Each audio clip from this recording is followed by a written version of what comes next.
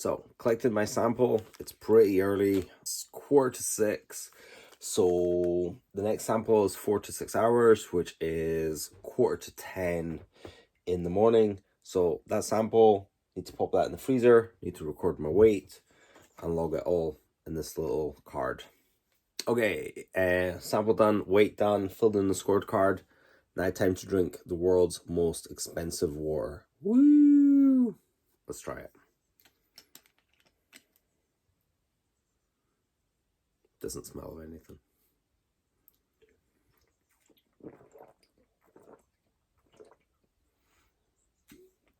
I have to fill it up with water and give it a little rinse around. Kind of just tastes like water.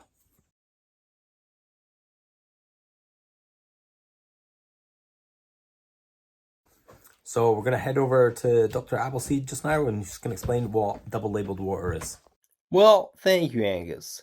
So, double labeled water is a technique used to measure an individual's metabolic rate or energy expenditure. This technique involves administering water that contains two different isotopes of hydrogen and oxygen, namely deuterium and oxygen 18. These isotopes are safe and do not harm the body.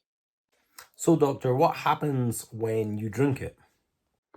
Great question. So, when a person drinks this water, the isotopes are absorbed into the body and mixed with the body's fluids through a natural biological process. The body uses and eliminates these isotopes over time. By measuring the difference in the rate of elimination of these isotopes, researchers can estimate the body's metabolic rate and energy expenditure. And who uses this?